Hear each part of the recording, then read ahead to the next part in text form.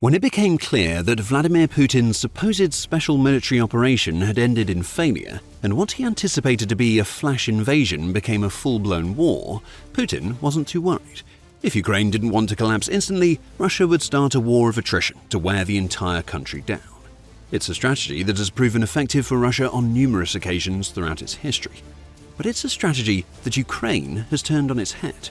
It's now Russia that is dealing with the effects of attrition after a devastating 2025 has bled Russia dry. And to compound the problem for Putin, Russia is now at a point where it's losing soldiers faster than it can replace them. 2025 was supposed to be Russia's year. That's according to a January 13 article published by the Kyiv Post, which states that Russia had set itself clear goals for last year. Total conquest of the key regions of Donetsk, Luhansk, Kherson and Zaporizhia was among those goals, and Russia also wanted to claim parts of Odessa. We have now entered 2026, and Russia has accomplished none of what would have been war-ending goals. Even Luhansk, which is the region that is closest to being fully occupied by Russia, Ukraine is putting up such a stubborn resistance that Russia can't quite get its hands on the final 1% of the region that it needs. And even if it did, Ukraine would keep striking Russian positions and attempting to push back. In January, the commander-in-chief of Ukraine's armed forces, Alexander Syrskyi, commended his country for the fierce resistance that it put up to ensure that Russia came nowhere close to achieving any of its objectives. The past year was a great test for us. The Russian aggressor sought to end the war against Ukraine, but planned to end it with defeat of Ukraine, imposing his conditions on us from a position of force, Syrskyi said. Before adding, "We did not allow the enemy to make critical breakthroughs, thwarted his plans, and repeatedly forced him to postpone the dates of planned operations." This doesn't mean that Russia made no gains in 2025. It did. However, those gains were tiny compared to what Putin wanted, and, as it turns out, what Russia paid in blood to make them. The Kyiv Post says that the most independent analyses of Russia's 2025 suggest that the Kremlin dedicated between 600,000 and 700,000 soldiers to Putin's war. Those soldiers largely eschewed the mechanized assaults of previous years, which may or may not have something to do with the loss of over 11,500 tanks and almost 24,000 armored vehicles, and instead utilized infantry-heavy short-range tactics. Those tactics worked to an extent. Russia was able to infiltrate settlements using shrunk-down units that snuck through Ukraine's defenses on foot. But far too often, those infiltrating soldiers were encircled and eliminated, with their gains often being quickly reversed. For Russia, this change in strategy all added up to the capture of between 5,000 and 5,500 square kilometers, or 1,930 to 2,123 square miles of Ukraine's territory, which amounts to a touch under 1% of the entire country. Russia now controls roughly 20% of Ukraine, so it will only be another 80 years before Russia wins if Putin's forces are able to maintain the lightning-fast pace of advance they set last year. Sarcasm aside, these gains are far from impressive, and Russia's military paid a pretty hefty price to make them. The Kyiv Post says that the armed forces of Ukraine estimate that Russia lost at least 418,000 soldiers in 2025, which breaks down to average monthly losses of about 34,800. The outlet notes that the UK's Ministry of Defence roughly agrees with this figure, and the Ukraine's first-person view, or FPV drones, played a huge role in boosting Russia's casualty rate. Those FPV drones, between 95 and 99% of which are made in Ukraine, are now responsible for more than half of Russia's casualties.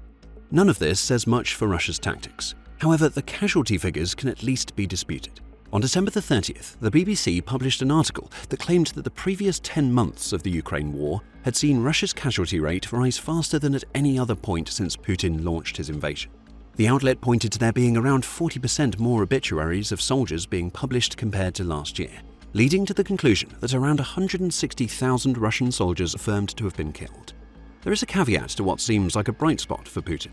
The BBC makes it clear that this figure covers only Russian deaths, and only those for which confirmation can be found through obituaries.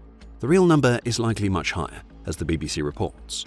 The real death toll is believed to be much higher, and military experts we have consulted believe our analysis of cemeteries, war memorials and obituaries might represent 45 to 65% of the total. The outlet says that would put the number of Russian deaths at between 243,000 and 352,000. Add wounded and captured soldiers to that figure, and you still get substantial losses both throughout the war and in 2025, even with these more conservative figures. Could that be considered good news for Putin? Maybe. if he cared about the scale of death that his invasion of Ukraine has caused among his own people. Russia will at least be happy to learn that 2025 was at least a better year than 2024, both in terms of the number of soldiers lost and the amount of territory gained. According to Al Jazeera, Russia managed to grab 4,168 square kilometers, or 1,609 square miles of Ukraine in 2024 at a cost of 427,000 soldiers. So that's good news for Putin, about 1,000 square kilometers more and around 9,000 fewer losses. The Russian war machine is getting more efficient. Just ignore that Russia has churned through over 840,000 soldiers to take just about 2% of Ukraine. Syrskyi was quick to explain what all of these numbers mean for Russia, noting that they are proof, if any more were needed, that Ukraine is more than capable of systematically exhausting Russia while limiting the advances made by the country's forces. This year proved we are capable of systematically exhausting the enemy and significantly reducing his potential. The defense forces did not allow the aggressor to implement his plans, preserved Ukrainian strategic positions, and prepared the ground for further AFU operations, the Ukrainian Armed Forces Commander-in-Chief said in January. The war of attrition that many believed would favor Putin now seems to be favoring Ukraine, and it gets even worse for the Kremlin. It might believe that committing and losing so many of its soldiers would mean that Ukraine is also losing more than it was. That's attrition in a nutshell, at least from the Russian perspective. Churn through what you have to whittle down the enemy because Russia has more of everything: troops, equipment, and money. But Russia has a problem. Not only did it lose over 400,000 soldiers in return for 1% of Ukraine in 2025, but it paid that hefty price in blood as Ukraine managed to reduce its own losses considerably. Syrskyi revealed that fact too, as reported by Ukraine Today. Thanks to the effective combat work of the defense forces, the enemy has not been able to increase its grouping for a long time. After all, every month we are destroying more Russian military personnel than the aggressor country calls up. At the same time, during 2025, we managed to reduce the number of our own personnel losses by 13%, Syrskyi claimed. There is a little bit of a catch to these figures. Ukraine hasn't revealed how many casualties it has sustained in its defense against the Russian occupiers, so it's hard to figure out what 13% means in context. For instance, if Ukraine had lost 1 million soldiers in 2024, then a 13% decrease would still amount to 870,000 soldiers lost in 2025. From what little we do know, it seems unlikely that the numbers are anywhere near this high.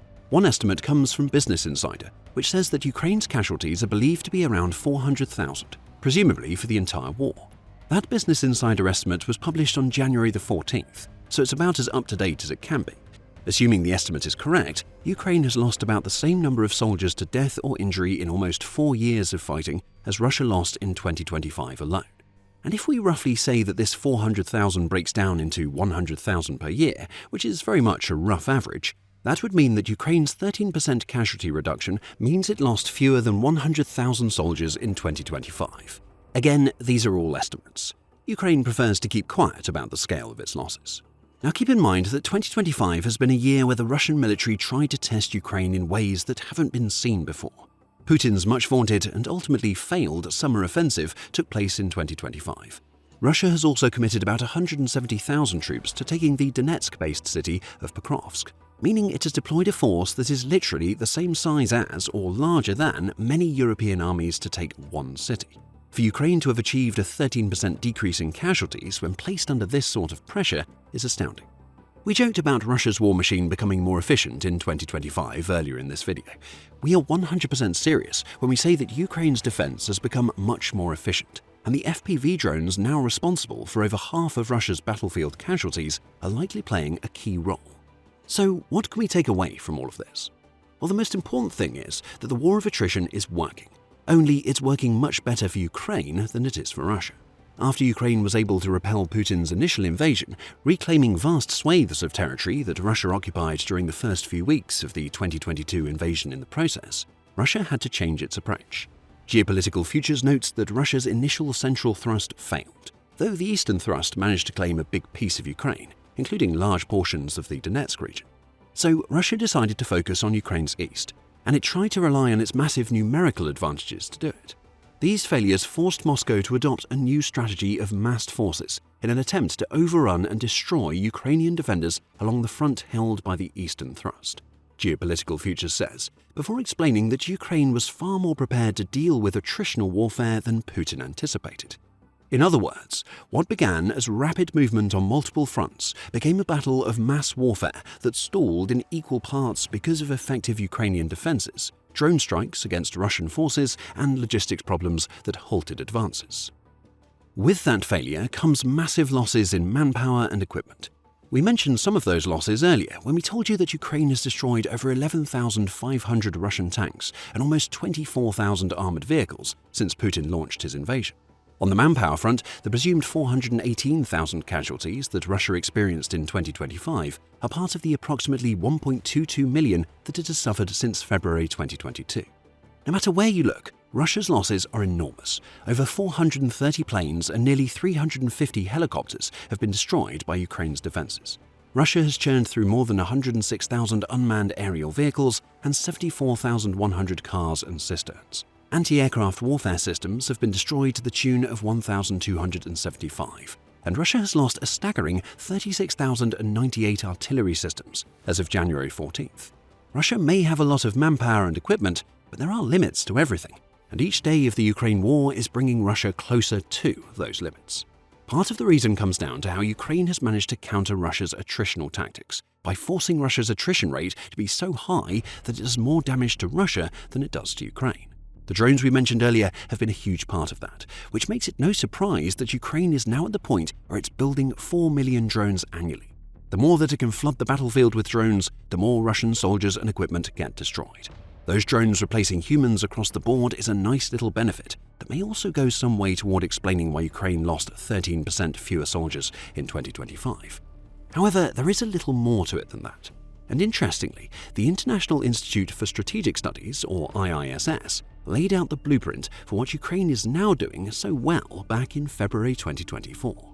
In an article from that month, the IISS said that Ukraine would be able to make attrition work for it instead of Russia by building effective defense in depth.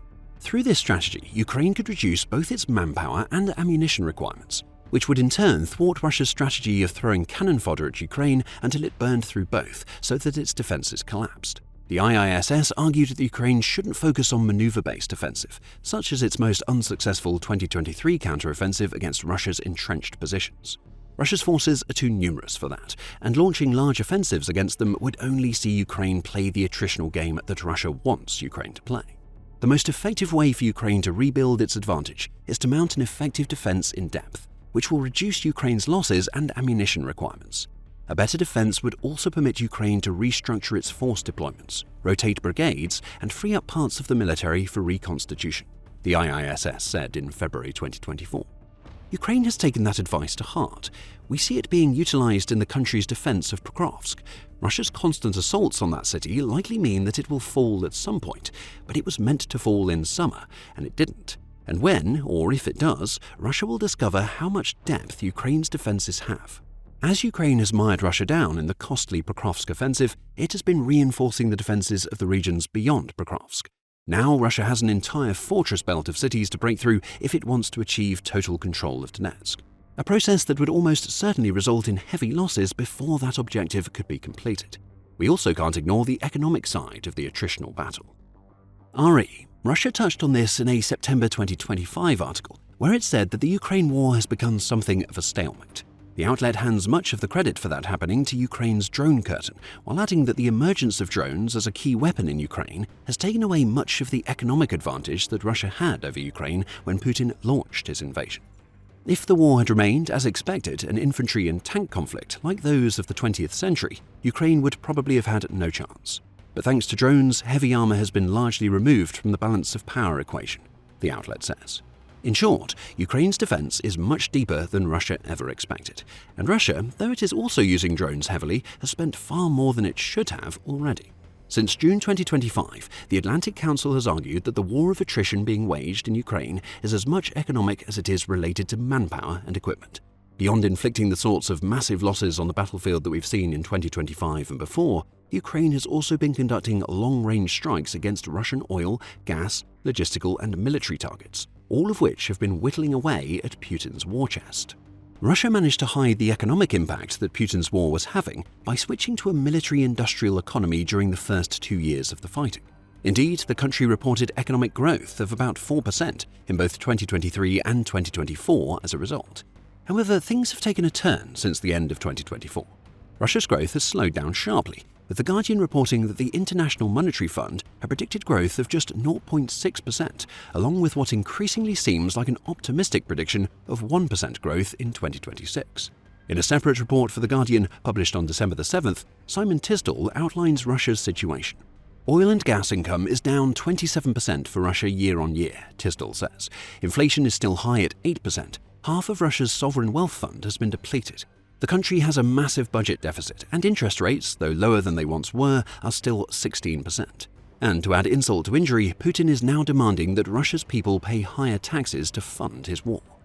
All of this is the result of Ukraine's effective defensive strategy and the sustained attrition it has imposed on Russian forces, reinforced by Western sanctions and the military, financial and logistical support provided by Europe and the United States, which have significantly constrained Russia's ability to replace losses and sustain large-scale offensives, particularly when more than 400,000 soldiers lost in 2025 alone are neither financially nor operationally easy to replace. Of course, Ukraine has struggled economically too. That was always one of Russia's goals when it started its attritional campaign. By the time of the Atlantic Council's June 2025 report, Ukraine was in a position where it needed $42 billion per year in external financing to cover its own budget deficit. However, Ukraine has that money. The European Union has agreed to provide Ukraine with a €90 billion or around $104.9 billion loan that should cover many of Ukraine's costs for an additional 2 years of fighting. Russia doesn't have that sort of financial support from external players. Investment in the country has more or less dried up ever since Putin launched his invasion. What we see is a confluence of issues that affect each other. As Ukraine destroys more Russian soldiers and equipment, Russia has to spend heavily to replace them. That spending causes issues with the Russian economy, which weakens Russia on the battlefield because it can't replace everything that Ukraine destroys. A weaker Russia is even more open to Ukraine's attritional defense, which costs Russia even more in manpower and money, and so on and so on. And now a turning point seems to have been reached. The war of attrition that should be favoring Russia now favors Ukraine. That's highlighted by Siersky, who says that Ukraine is, for the first time, killing more soldiers than Russia can recruit. That's huge, because it means the whittling down of Russia's war machine is working. If Ukraine can keep that casualty rate up while Russia is struggling to recruit, the already weakened force that enabled Ukraine to achieve such devastating numbers in 2025 will also become smaller. Ukraine just has to maintain its defense. The Kremlin's only plan is to keep sending Russian soldiers to die against that defense. There's plenty more to learn about Ukraine's kill rate exceeding Russia's recruitment rate for the first time since Putin's war began. We covered the issue in detail, including an examination of why Russia's recruitment rate is dropping and how Ukraine has managed to hit this milestone in our video. Check it out if you want to know more, and remember to subscribe to The Military Show for more coverage of Ukraine's latest successes against Russia.